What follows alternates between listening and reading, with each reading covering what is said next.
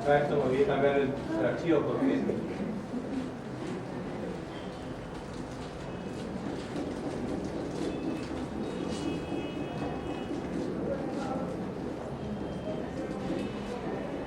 a ver,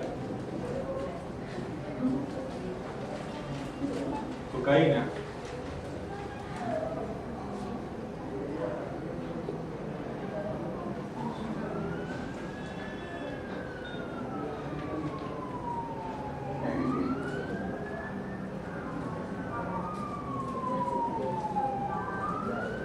Más o menos 3000 años antes de Cristo ya se conocía de que los habitantes del antiguo Perú, del antiguo Ecuador, usaban la hoja de coca. Hace mucho tiempo, miren. Y ya en el siglo XIX hay reportes de que se aprovechaba los efectos de la planta, que tenía ya el término genérico cocaína. En el siglo XX comenzó a usarse como un anestésico local. Me olvidaba decirles que sus primeros usos en los antiguos peruanos y ecuatorianos era que se usaba como una manera de vencer la fatiga mediante el chachado de coca. E incluso la antigua gente sabía que cuando lo combinaba con cal favorecía mejor la absorción. Y por eso que a veces las bolas de que hasta ahora la gente, la antoandina chacha, la mezcla con cal para mejorar su efecto. En la década de los 30, 1930 me refiero, después de haberlo usado terapéuticamente como un anestésico local, comenzó a notar que comenzaban a haber daños por su uso y abuso. Entonces comenzó a limitarse, no a desaparecer su uso o a declararlo ilegal, pero así a limitarlo. Y fue en el 1961 que, o sea, 10 años después, que su uso ya quedó ilegal, vedado. Se dieron cuenta que no, esto es más dañino que beneficioso, y lo sacaron y lo convirtieron en un consumo, o perdón, en una comercialización ilegal, porque en algunos países como el nuestro el consumo no está vedado, no está penado, la comercialización sí, o sea, venderlo, no está penado.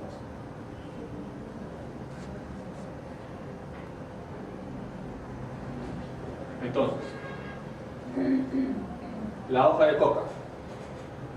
La hoja de coca tiene una concentración más o menos del 1 al 3% de cocaína. La planta se llama Erythrocylon coca. Se puede consumir masticada o infusión. De acá comienzan a aparecer los términos que a veces a uno los confunde. Pasta base, han escuchado seguro. Pasta básica más que todo habrán escuchado, ¿no? ¿Cómo se obtiene la pasta básica o pasta base? Se obtiene de la maceración de las hojas con ácido sulfúrico. Por eso es que uno de los insumos para la fabricación de pasta básica es el ácido sulfúrico. Y por eso es que supuestamente una manera de controlar el tema es controlar a dónde va el ácido sulfúrico de uno a otro lado, ¿no? Cuando es elaborada esta pasta base, esta se fuma, como lo ven ahí en la pata.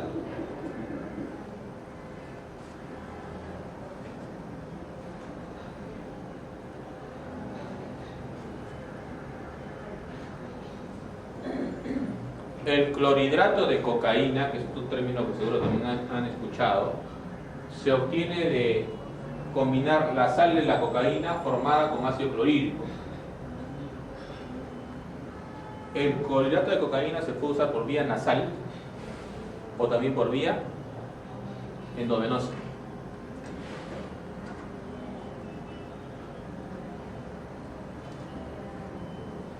El crack, ¿han escuchado del crack? El crack no es más que la mezcla de la pasta base con bicarbonato y con amoníaco, ¿sí? Y esta combinación produce cristales. La facilidad de los cristales es que pueden ser transportados por largas distancias. Y cuando yo ya quiero consumirlo, ¿saben lo que hago? Lo caliento. Lo caliento. Entonces Entonces el calentamiento hace que estos cristales se volatilicen, se forma el humo, y esto uno lo inhala. Pero ese calentamiento hace que esos cristales, a la hora de despedir esos vapores, provocan un sonido como de crujiente. Por eso tiene ese tono, ¿se entiende? Por ese ruido que produce.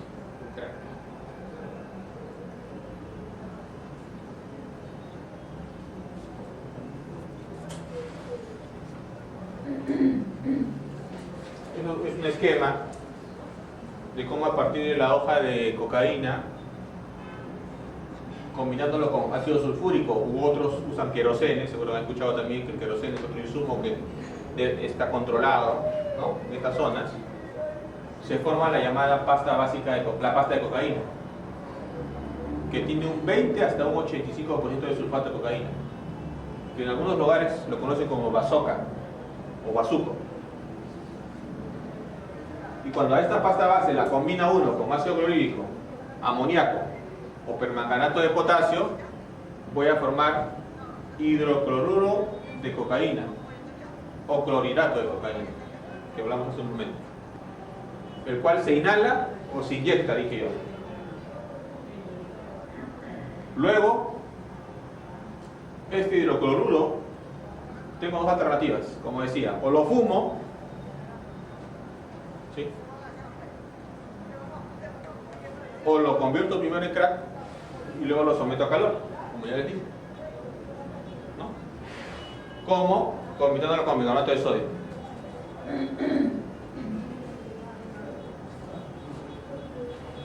Como les dije temprano, lamentablemente el Perú ha desplazado a Colombia como el país con mayores cantidades de hectáreas dedicadas al sembrío de hojas de coca. Creo que son más de 50.000 hectáreas. No solamente en el BRAE, conocen, o bueno, han escuchado, o a veces alguien ha ido, no lo sé. Es el valle formado entre los ríos Apurímac y Ene, que ahora lo han denominado BRAE, con M al final, ¿no? Hablan del valle del río Apurímac, Ene y el Marañón. BRAE, pues es Mantar. Perdón, discúlpenme, Mantar. Pero no es la única zona, hay otra zona.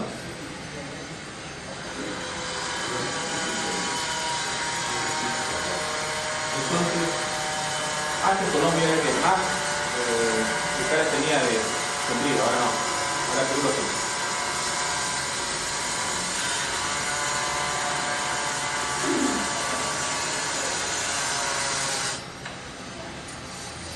La cocaína, ¿qué cosa es? En relación al sistema nervioso central. Inhibidor o estimulante. Es un estimulante.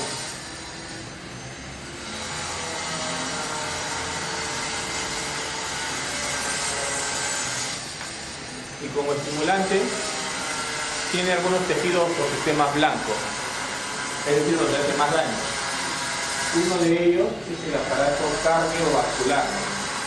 Mejor dicho, diría mejor cardio, cerebro, vascular. Lo que hace, esto es un gráfico del otro sistema. ¿Se acuerdan que hablábamos del sistema nervioso parasimpático? En la que decíamos que el principal neurotransmisor es la acetilcolina. Ahora hay que recorrer un poquito el otro sistema, el simpático, en la que el principal neurotransmisor es la noradrenalina, es la dopamina, luego le sigue la adrenalina y otros más. Normalmente ellos son liberados por esas vesículas que ven ahí de color amarillo, esas bolitas, ¿no?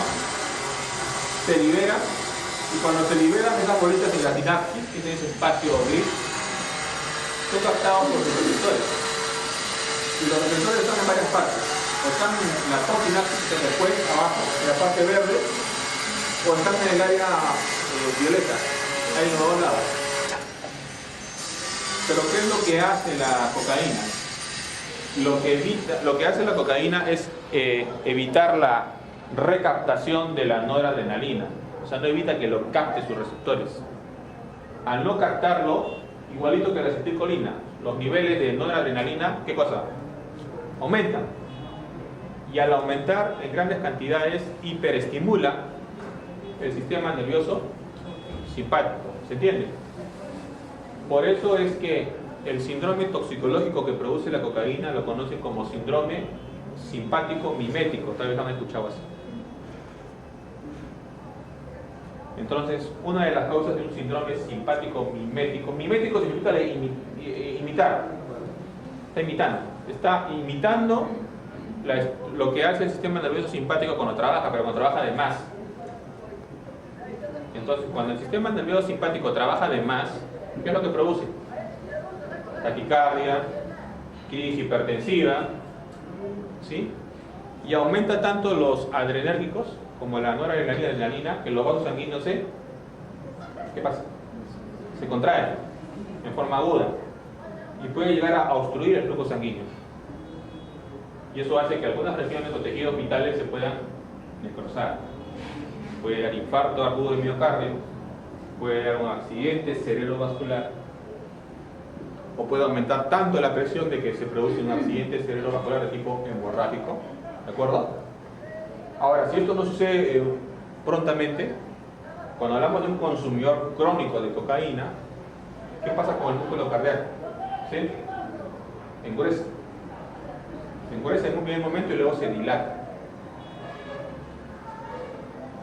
¿Qué pasa a nivel de algunos tejidos, como en las mucosas? Porque yo les he dicho que esta cocaína también se usa por vía nasal. El término que no usé allí en el gráfico es el esnifar, no sé si lo han escuchado, con S. Sniff, o sea, ponen ahí el tubito para aspirar la cocaína y están así. ¿Y por qué hacen eso los consumidores? Porque aprovechan que la mucosa nasal tiene muchos vasitos sanguíneos, entonces se aspira fácilmente la cocaína. Pero el consumo repetido de esto, ya que esta cocaína produce vasoconstricción, hace que los vasitos de las fosas nasales se contraigan tanto con el paso del tiempo que comienza a destruirse el tejido. Y es por eso que la gente que consume crónicamente cocaína, muchos de ellos, no todos, pero muchos tienen destrucción del tabique nasal. Se forman unas perforaciones o agujeros. Ahora tal vez se entienda mejor por qué ellos hacen eso. Por la necrosis local de esos vasos sanguíneos, por el consumo repetido, crónico de la cocaína bajo esta modalidad del esnifamiento, lo voy a decir. Por ese sonido que se hace, ¿no? Para consumirlo.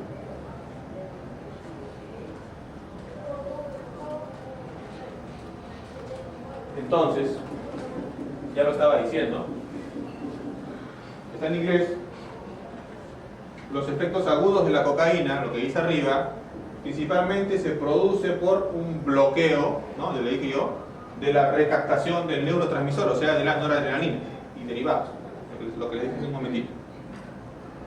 Y puede ser por efectos alfa o beta adrenérgicos. Recordemos de que los receptores adrenérgicos se dividen en alfa y en beta, ¿no? Hay alfa 1, alfa 2, hay beta 1, 2, 3, 4, hay varios. Por el efecto alfa adrenérgico, lo que está solito, los vasos coronarios que llevan sangre al corazón se obstruyen y se cierran. Y por eso puede que una persona joven de 20 y tantos años puede estar yendo al hospital por un infarto agudo de miocardio, cuando esa es una enfermedad supuestamente de gente más con más edad, ¿no? Entonces, si ustedes ven a alguien joven que está con dolor de pecho simulando un infarto, tienen que preguntar o averiguar si es un consumidor de cocaína. ¿Sí? Y el efecto alfa y beta adrenérgico también puede producir otros problemas.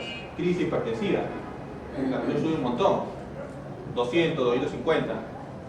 Y esa elevación brusca de la presión puede producir trastornos cerebrovasculares, como les estaba yo mencionando.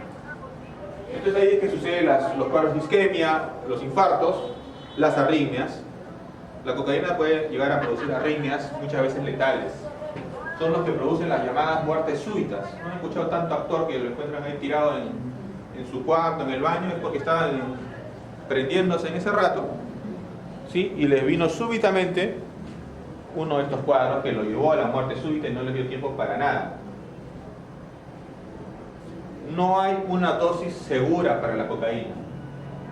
uno puede ser consumidor y estar usando la misma cantidad todas las semanas y en un momento con esa misma cantidad desarrollar alguna de estas complicaciones.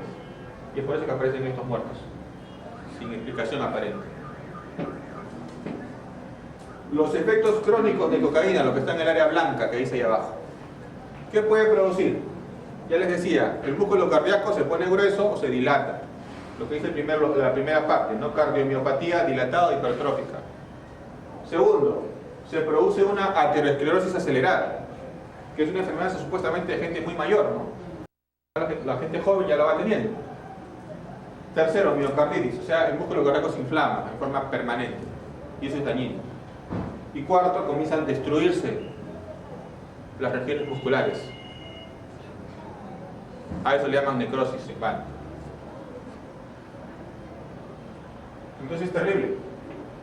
Ahí ven como un vaso sanguíneo en forma acelerada en la izquierda va formando una placa aterosclerótica de ese color amarillo que ven, ¿no? Abajo, ¿no? Como el diámetro del vaso se va estrechando, ¿no? Y tercero, cómo comienza la agregación plaquetaria, la acumulación de nefaprina a formar trombos que puede llegar hasta obstruir el vaso sanguíneo. Y eso da lugar pues a infartos o a rotura de placa que puede llegar a hemorragia, todo lo que se está hablando.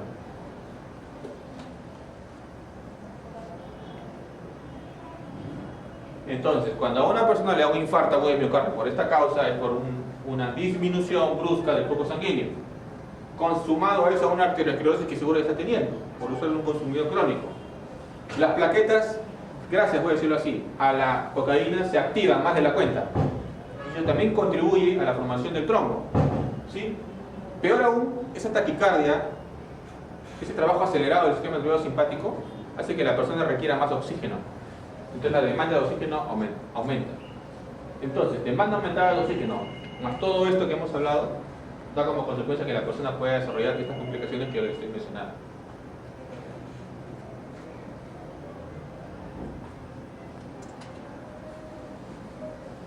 En una persona que no es consumidor de cocaína, nos sirve mucho la creatina fosfoquinasa, o CPK que le llamamos, ¿no?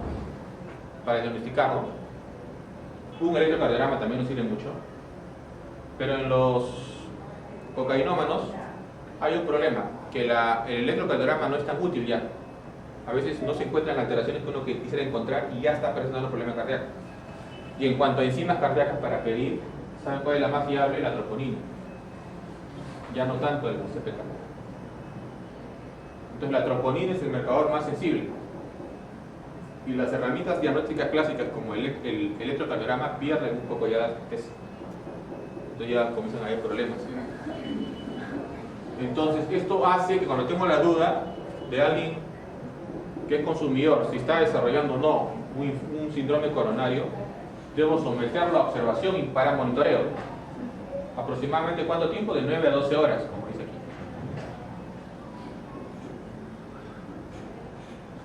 En pacientes no cocainómanos, cuando se me cierra una arteria y le tomo un electrocardiograma y presenta un ST elevado, seguramente han escuchado, ¿no? Dentro del electrocardiograma, como un signo clásico de este debe ir a reperfusión, o sea, a abrir el vaso. Yo tengo dos alternativas. En uno que no es no cocainómano, dos alternativas.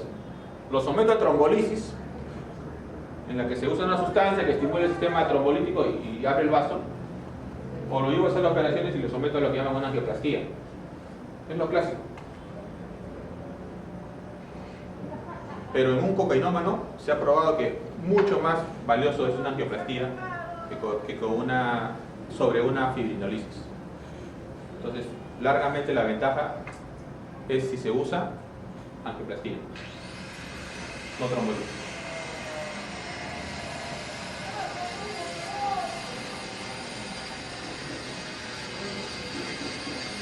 La isquemia va a responder si es manejada correctamente. ¿Cómo?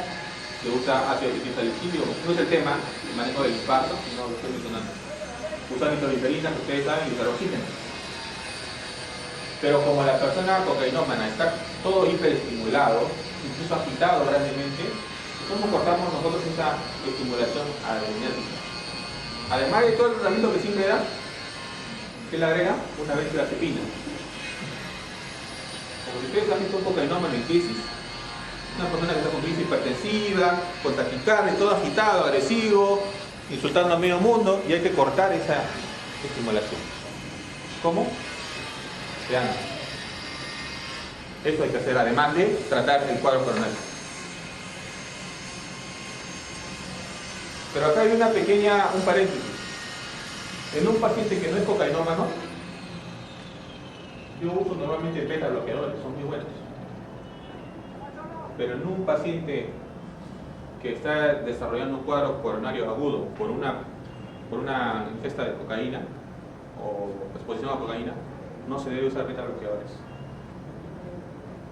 porque van a contribuir a que haya mayor espasmo de la arteria coronaria. En el cuadro agudo no se usa. Acá hay una gran diferencia entonces con el manejo de otros pacientes no cocainómanos. ¿Han escuchado el propanolol, atenolol? Acá no se usa. En el cuadro agudo.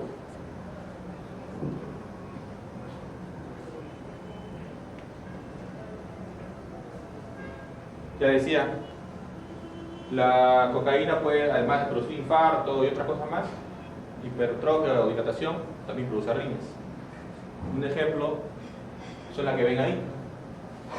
Hay una alteración en la corriente de calcio, los canales de sodio se bloquean, ¿sí?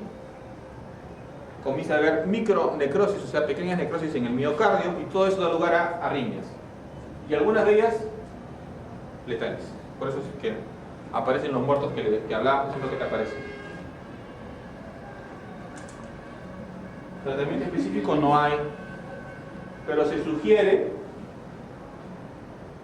que hay que evitar algunos antiarrítmicos que prolongan el intervalo QT.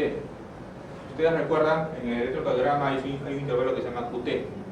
Cuando este se prolonga por la razón que sea, ese es un signo malo. Eso es un signo que indica que en cualquier momento puede aparecer una arritmia letal. La cocaína de por sí prolonga este intervalo.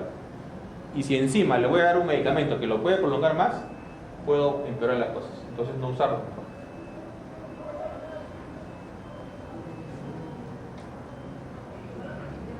Y sobre la amiodarona no está claro si sirve o no. Por eso lo puse así. Es otro antiarrítmico muy conocido. A veces uno no lo da cuando no sabe qué arritmia tiene al frente, ¿no? Con la amiodarona casi no tiene izquierda. Falla cardíaca. Se da por falla del miocito. Ya les dije que el ventrículo se engruesa, les había comentado. Los miocitos mueren más rápido, comienzan a liberarse especies reactivas de oxígeno y hay elevación de los niveles de endotelina. Eso es algo que se ha hallado, que la endotelina 1 aumenta en los pacientes consumidores de cocaína, y esto contribuye a la falla cardíaca. Entonces se recomienda usar inhibidores ECA y antagonistas de receptores de angiotensina, conocidos antihipertensivos, ¿no? O moduladores de la respuesta cardiovascular.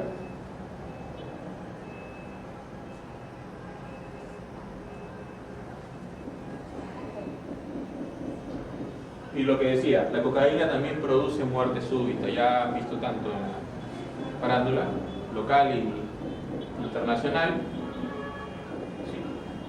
¿Sí? ¿Y qué agrava esta muerte súbita? ¿Saben qué? El uso de nicotina, como el tabaco, y el uso concomitante de alcohol. Les comento, la combinación de alcohol más cocaína produce dentro del organismo un producto que se llama coca-etileno. El coca-etileno es una sustancia muchas veces más tóxica al aparato cardiovascular que la cocaína sola. Entonces es mucho más probable que aparezcan estas complicaciones que yo les estoy hablando, porque su potencia tóxica es mucho mayor que la cocaína solita. Y ustedes saben que es muy común el uso combinado de cocaína con alcohol etílico, ¿no?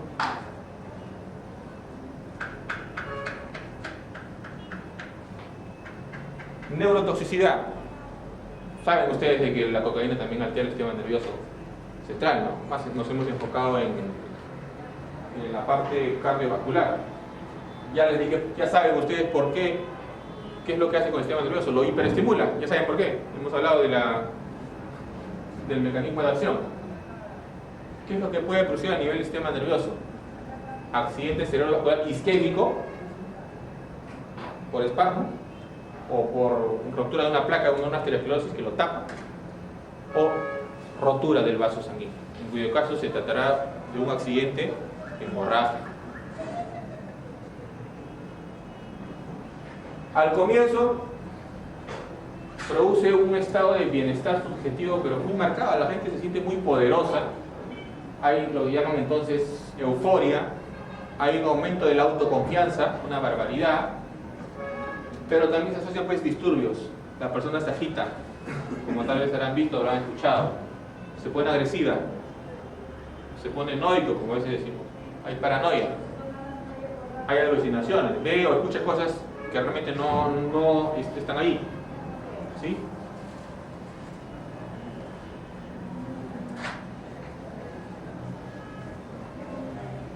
Ese es un listado, del que lo quiera leer luego, de los efectos psicológicos que la cocaína puede producir.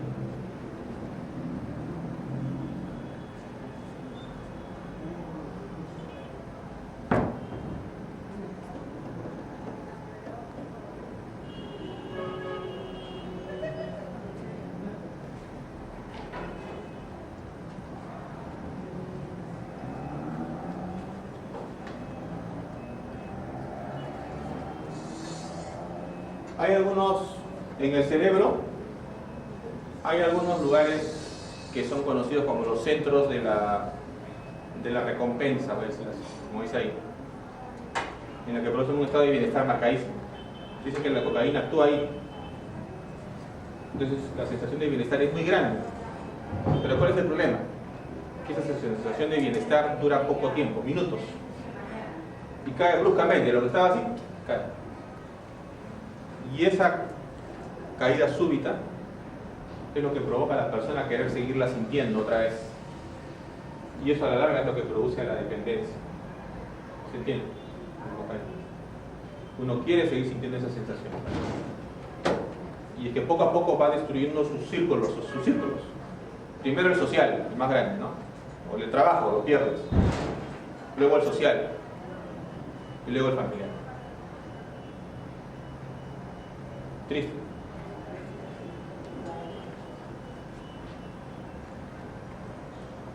Así puede quedar un cerebro después de una isquemia, por el espasmo severo que lleva a un infarto cerebral.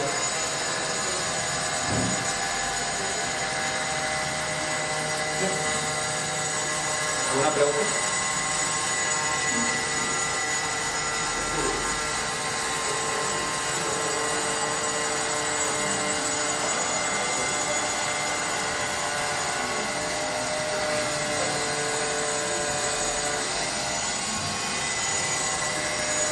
¿Benzodiazepinas o alcoholes tóxicos? ¿Qué cosas tienen que hacer? ¿Benzodiazepinas? No escucho nada.